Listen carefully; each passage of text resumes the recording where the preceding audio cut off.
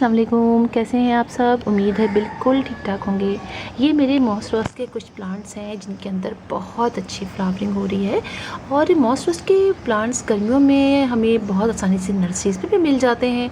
और इसके अलावा इसमें कलर्स भी बहुत सारे होते हैं, वेरीगेटेड भी होते हैं, और जो देसी होते हैं उनमें पिंक और येलो और कुछ पर्पल रंग के होते हैं। यानी काफ़ी अच्छे अच्छे कलर्स होते हैं, और वेरीगेटेड में भी बहुत अच्छे अच्छे कलर्स आते हैं। बाज़ तो इसके फ्लावर्स बहुत ही बड़े बड़े होते हैं। ये जो प्लांट्स हैं सर्दियों में हम इसको सेव कर लेते हैं। ज़रूरी नहीं है कि हर दफ़ा हम इसके लिए ख़रीदें, हम इसको बड़ी एहतियात से सेव कर लेते हैं। मतलब जो भी प्लॉट होता है उसको ऐसी जगह पर रखते हैं जहाँ पर मतलब आप समझिए ओस ना गिरे, उसको बहुत ज़्यादा डायरेक्ट सनलाइट ना मिले, और फिर लेकिन दिन में इसको धूप मिले। तो फिर होता ये है कि ये बच जाते हैं, और फिर जैसे ही गर्मियाँ स्टार्ट होने वाली होती हैं हम इसकी कटिंग्स लगाना शुरू कर देते हैं, और फिर एक साथ ही बहुत सारे पॉट्स हमारे घर में तैयार हो जाते हैं। मेरे पास भी काफ़ी पॉट्स हैं, और ये सारे पॉट जो हैं मैंने कटिंग से मुसलसल लगाती रहती हूँ, इसलिए कि अभी तो बहुत गर्मियाँ हो रही हैं, अभी गर्मियाँ चलती रहेंगी, और जब तक गर्मियाँ रहेंगी हमारे इन प्लांट्स में फ्लावरिंग भी होती रहेगी। इस प्लांट की ख़ास बात ये होती है कि इसको डायरेक्ट सनलाइट बहुत पसंद होती है। आप जितनी इसको डायरेक्ट सनलाइट रखते हैं उतनी ही इसकी ब्रांचेज अच्छी होती हैं, उतनी ही ज़्यादा इसमें फ्लावरिंग होती है। लिहाजा आप जब उसके अंदर बहुत देर तक धूप में रखें तो पानी भी अच्छा डालिए, यानी पानी का कमी ना कीजिए। ये ना हो कि आप पूरे दिन धूप में रखें और फिर बहुत गैप दे के पानी डालें, इसलिए कि ये एक सेकुलेंट प्लांट है। लेकिन सेकुलेंट प्लांट फिर जो हम बहुत देर धूप में रखेंगे इस सेकुलेंट प्लांट को, तो फिर हमें पानी भी उतना ही डालना पड़ेगा। मतलब हल्की हल्की सी मिट्टी अगर आप मॉइस्ट रखेंगे, समझिए ये कि मिट्टी जब सूख जाए, हल्की सी आपको लगे कि अब मिट्टी सूख गई, आप पानी डाल दीजिए। 2-3 दिन गैप बिल्कुल मत कीजिएगा इस प्लांट में, इसलिए कि बहुत से लोगों ने गैप किया, फिर उनके प्लांट्स में इतनी अच्छी फ्लावरिंग नहीं हुई। और डायरेक्ट सनलाइट बहुत ज़रूरी है। और एक बात आप और याद रखिए कि ये जो प्लांट है इसको आप पिंचिंग ज़रूर कीजिए। जब हम पिंचिंग नहीं करते हैं तो ये प्लांट में सीड बनने शुरू हो जाते हैं। आप ये देखिए कि इस प्लांट में भी सीड बन रहे हैं, आप ये देखिए। जब हम पिंचिंग नहीं करते हैं तो ये सीड बनने शुरू हो जाते हैं, सीड बनने शुरू हो जाते हैं तो फिर फ्लावरिंग नहीं होती है।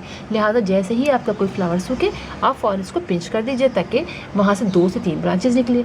और जब ज़्यादा ब्रांचेस निकलेंगी तो फिर आप जो है उसको उतनी ही आप कटिंग से ग्रो कर लेंगे। ये देखिए मैंने अभी कटिंग से कुछ प्लांट्स ग्रो किए हैं, और अब होगा ये कि जितनी भी इसमें नई नई ब्रांचेस निकलेगी उनमें फ्लावरिंग होगी।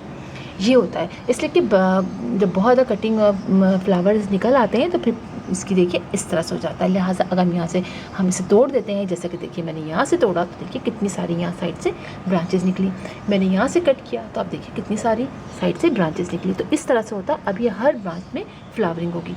इस तरह से ये होता है। इसी तरह पर्सलेन के जो प्लांट होता है, जैसे ये मेरा पर्सलेन के है, इसमें भी इसी तरह होता है। जब हम नहीं करते हैं इसको तो फिर इसके अंदर भी फ्लावरिंग ख़त्म हो जाती है। अच्छा, एक बात आप याद रखिए, मिट्टी आपने अच्छी बनानी है अपने पर्सलेन की और मॉस रोज़ के प्लांट की। और करना ये है कि इनमें हमने फर्टिलाइज़र डालना है हर 10 डेज़ बाद। फर्टिलाइज़र आप इसको डालिए। आप इसमें बनाना पील का लिक्विड फर्टिलाइज़र डाल सकते हैं, आप इसके अंदर गोबर की खाद का लिक्विड फर्टिलाइज़र डाल सकते हैं, आप कॉम्पोस्ट का डाल सकते हैं। किचन वेस्ट जो हम कॉम्पोस्ट बनाते हैं ना, आप ड्राई फॉर्म में भी डाल सकते हैं। जब आप इसकी कटिंग्स लगाइए तब ड्राई फॉर्म में भी डाल दीजिए, और आप जो इसके अंदर जो है आप लिक्विड फर्टिलाइज़र भी उसका डाल सकते हैं। इसलिए कि ये फर्टिलाइज़र बहुत अच्छा होता है हमारा बनाना पील का फर्टिलाइज़र, और एक जो गोबर की खाद का। और इसका कोई आपको वैसे बाज़ार से लाने की ज़रूरत नहीं है। अगर आप ये नहीं डालना चाहते तो आप NPK डाल सकते हैं, आप पोटाश डाल सकते हैं। जो DAP तो DAP डाल सकते हैं आप। लेकिन मैं कहूँगी आप गोबर की खाद का और बनाना पील का फर्टिलाइज़र डालें तो आपको और किसी फर्टिलाइज़र की ज़रूरत नहीं पड़ेगी। हाँ, आप इसकी मिट्टी मैंने आपको जैसे बताया आप वेल्डन बनाइए और बहुत देर उसको धूप में रखेंगे तो बहुत अच्छी फ्लावरिंग होगी। बहुत सारे लोगों ने मुझसे पूछा कि हम नर्सरी से प्लांट लाए तो हमारी बहुत अच्छी फ्लावरिंग हो रही थी, अब फ्लावरिंग ख़त्म हो गई है। तो देखिए बात यही है, आप पिंचिंग करते रहेंगे फ्लावरिंग होती रहेंगी, आप पिंचिंग छोड़ देंगे तो सही बात है जब प्लांट वहाँ से जब सारे फ्लावर्स खिल जाएंगे तो कुछ इस तरह से उसका हो जाएगा, तो फिर फ्लावरिंग नहीं होगी। ठीक है, इस तरह से करना है। और कटिंग आप इसकी लगाते रहिए, कटिंग जितनी लगाते रहेंगे आपके पास प्लांट पे प्लांट तैयार होता रहेगा। और दूसरी बात ये कि आप इसको हैंगिंग बास्केट्स में लगाइए, बहुत प्यारे लगते हैं। और हैंगिंग बास्केट्स में आप घर में भी आप بہت سارے پلانٹر بوٹلس کاٹ کے بنا سکتے ہیں، اس کے اندر بھی لگا سکتے ہیں، اس پہ بھی لگ جاتا ہے بہت. اور لیکن پلاسٹک کی جب پاٹس میں لگاتے ہیں تو آپ ان کو بہت دیر ڈائریکٹ سن لائٹ میں نہیں رکھ سکتے ہیں. ہارڈلی 1 سے 1.5 گھنٹہ 2 گھنٹہ آپ سن لائٹ میں رکھ سکتے ہیں ڈائریکٹ، ورنہ پھر یہ ہوتا ہے کہ پاٹ گرم ہو جاتا ہے اور پھر ہماری روٹس جو ہیں وہ خراب ہونا شروع ہو جاتی ہیں. لہٰذا اسی لیے ہم انڈور پلانٹ جو ہیں وہ پھر بھی ہم ان پلاسٹک کے پاٹس میں لگا دیتے ہیں. تو اس طرح سے آپ ان کو لگائیے، بہت خوبصورت لگتے ہیں یہ پلانٹ. اور ایک بار جب ہم لے لیتے ہیں نا تو پھر کٹنگ سے اتنے سارے آسانی سے تیار ہو جاتے ہیں کہ ضرورت نہیں پڑتی ہے آپ کو پھر ہر بار بہت سارے پاٹس خریدنے کی. 1-2 پاٹ لیجیے اور اتنے سارے آپ اس میں پلانٹس آپ آرام سے تیار کر لیجیے. تو پھر انشاءاللہ آپ لوگوں سے ملاقات ہوگی کسی اور ویڈیو میں کسی اور ٹاپک کے ساتھ. تب تک کے لیے اللہ حافظ.